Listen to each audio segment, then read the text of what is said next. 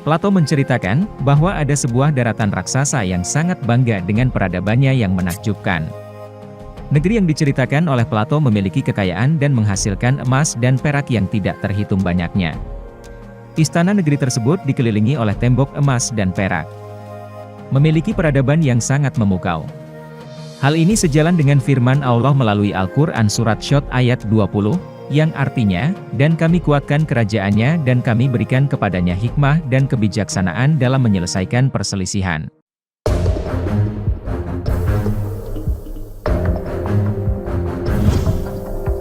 Telah diketahui bahwa kerajaan Atlantis adalah kerajaan besar. Tidak ada yang bisa mengimbangi kehebatan dan kekuatan yang dimiliki oleh negeri Atlantis. Bahkan negeri-negeri yang berada dekat dengan negeri Atlantis telah menjadi takluk, dan menjadi sekutu bagian dari Imperium Atlantis. Negeri Atlantis memiliki emas dan perak yang berlimpah. Coba kita bandingkan, di belahan bumi bagian manakah yang memiliki kekayaan alam yang melimpah seperti emas dan perak yang tidak dimiliki oleh bangsa lain? Yang tidak lain adalah sebuah gambaran kekayaan peradaban, yang sejalan dengan kekayaan alam yang dimiliki oleh bangsa Nusantara. Nabi Sulaiman meminta dan berdoa kepada Tuhannya dalam surat Syod ayat 35, yang artinya, "Ya Tuhanku, ampunilah aku, dan anugerahkanlah kepadaku kerajaan yang tidak dimiliki oleh siapapun sesudahku. Sesungguhnya, Engkaulah yang Maha Pemberi." Doa yang diminta oleh Nabi Sulaiman, sejatinya telah dikabulkan. Tidak ada di belahan bumi manapun yang mampu menandingi kedikjayaan kerajaannya Nabi Sulaiman, atau yang dikenal dengan negeri Atlantis. Dalam bukunya, Critias dan Timaeus, disebutkan oleh Plato, bahwa para penduduk Atlantis dianggap sebagai dewa, makhluk luar angkasa, atau bangsa superior. Karena, bangsa Atlantis pada masa tersebut, telah menciptakan teknologi yang mungkin belum dikenal atau dimiliki oleh bangsa lain. Disebutkan dalam surat Saba, ayat 13, para jin itu membuat untuk Sulaiman apa yang dikehendakinya dari gedung-gedung yang tinggi, patung-patung, dan piring-piring yang besarnya seperti kolam dan periuk yang tetap berada di atas tungku. Makna piring-piring yang besarnya seperti kolam, adalah sebuah teknologi pesawat terbang atau yang dikenal dengan piring terbang mirip penggambaran UFO di film-film.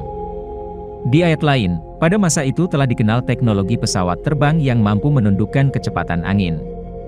Dalam pengertian ilmiah, bukan berarti Nabi Sulaiman dapat terbang di atas angin, melainkan ia telah menciptakan sebuah kendaraan terbang yang dapat melebihi kecepatan angin. Di mana, perjalanan di waktu pagi, sama dengan perjalanan sebulan. Dan perjalanan di waktu sore, sama dengan perjalanan sebulan. Kemudian kami tundukkan kepadanya angin yang berhembus dengan baik menurut perintahnya, kemana saja yang dikehendakinya. Dan kami tundukkan untuk Sulaiman, angin yang sangat kencang tiupannya, yang berhembus dengan perintahnya ke negeri yang kami beri berkah padanya. Dan kami maha mengetahui segala sesuatu. Dengan mengendarai kendaraan terbang super cepat, Nabi Sulaiman singgah ke negeri-negeri yang ia kehendaki dan mengajarkan ilmu pengetahuan, serta mengajarkan tauhid mengenal Tuhan terhadap bangsa lain.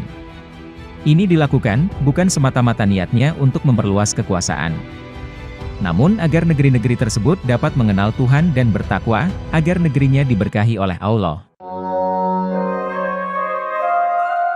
Plato menceritakan, ketika Atlantis baru akan melancarkan perang besar dengan Athena, di luar dugaan, Atlantis tiba-tiba mengalami gempa bumi dan banjir. Tidak sampai sehari semalam, Atlantis pun tenggelam di dasar laut. Negara besar yang mempunyai peradaban tinggi itu pun, lenyap dalam semalam. Setelah dilanda gempa dahsyat, tenggelamlah ia ke dasar laut beserta peradabannya, juga hilang dalam ingatan orang-orang. Apa yang diceritakan oleh Plato ini, juga telah diceritakan oleh Al-Quran. Maka kami jadikan mereka bahan pembicaraan, dan kami hancurkan mereka sehancur-hancurnya. Setelah wafatnya Nabi Sulaiman, dikisahkan negeri Atlantis yang lalim, dengan kesombongannya ingin memperluas kekuasaan mereka, dengan berniat melakukan ekspansi terhadap negeri-negeri luar yang jauh dari kekuasaan Imperium Atlantis. Mereka ingin menaklukkan bangsa di seluruh dunia, agar seluruh negeri-negeri yang jauh takluk terhadap Atlantis, termasuk Athena yang sangat jauh dari Atlantis. Makanya, dalam ayat tertulis, "Jauhkanlah jarak perjalanan kami." Yang dimaksud dijadikan bahan pembicaraan, adalah mirip seperti buah bibir, gosip, kasak kusuk, viral, dan diperbincangkan banyak orang. yaitu dituturkan secara turun-temurun, dari mulut ke mulut seperti dongeng sebelum tidur. Makanya, nanti banyak yang tidak percaya. Lanjutan ayat ini, kami hancurkan mereka sehancur-hancurnya.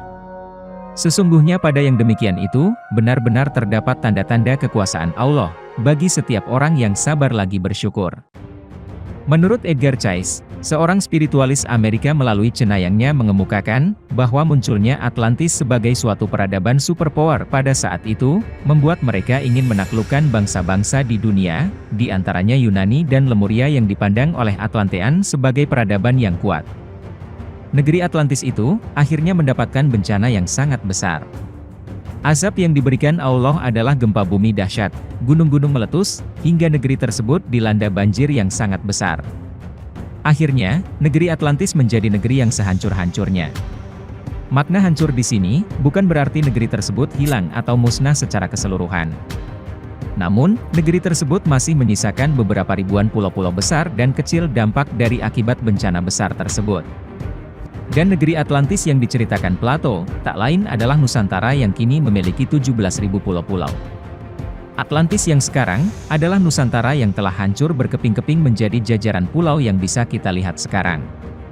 Allah pastinya akan meninggalkan bukti-bukti, bahwa sebuah peradaban besar tersebut sungguh benar-benar ada, agar kita selaku umatnya dapat berpikir.